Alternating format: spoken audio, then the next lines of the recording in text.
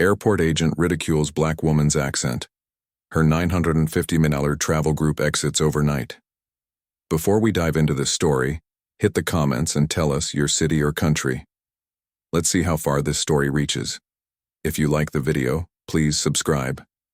She stood calmly at the airline counter, passport in hand, speaking in fluent English with a soft Nigerian accent.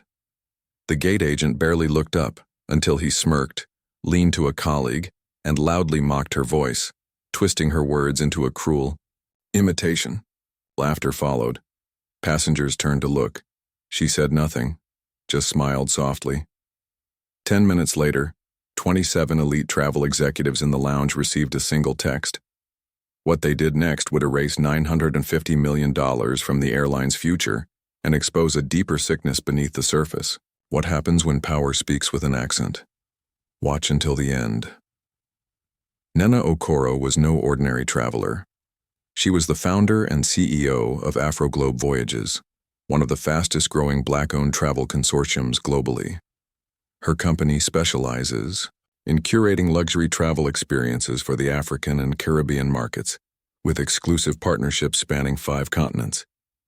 And today she was flying from Atlanta to London with her team, 27 executives en route to finalize a global expansion deal. She was dressed with quiet elegance, her braided hair wrapped neatly, her posture poised with the kind of grace you don't learn, you earn. For years she had climbed every rung of the global travel industry, building bridges where others saw barriers. But on this particular morning, in this specific airport, none of that mattered.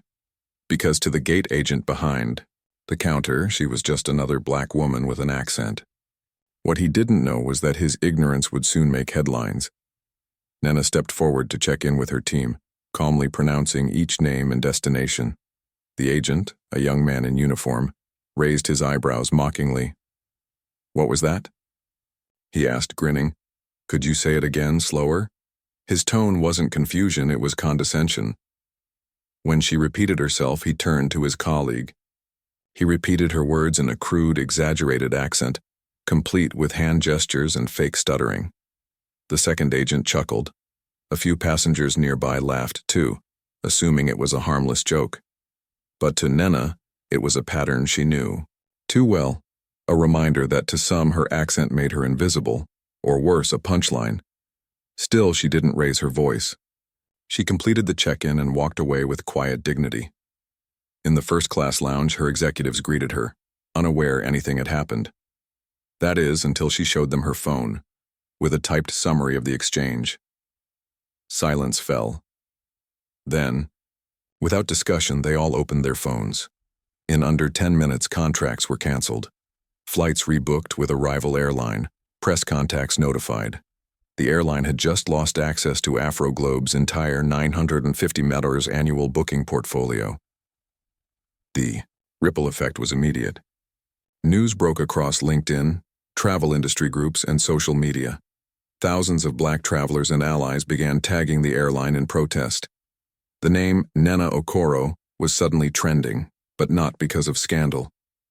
Because of silence. It turned to strategy. While the gate agent continued joking with coworkers, a supervisor pulled him aside. "Do you know who that was?" he asked, his voice tight. The agent shrugged. "Some lady with a weird name?" The supervisor held up his phone. Nena's face was on every news site. "That lady just cost us nearly $1 billion in future business." The color drained from his face. Upstairs, Nena boarded her new flight, first class, another airline. As she settled into her seat, she received a message from the CEO of the airline she'd left behind. "Please allow us to make this right." She didn't reply. The message had already been sent, loud and clear. In an industry built on service, dignity isn't optional, it's the foundation. And when you forget that, money talks louder than apologies. Nena never spoke publicly about the incident, but her actions sparked a global wave.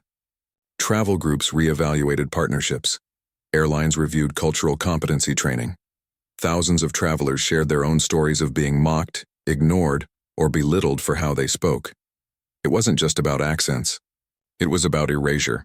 How systems pretend not to hear until power forces them to listen. Nena continued to do what she always did, build pathways for people who looked and sounded like her.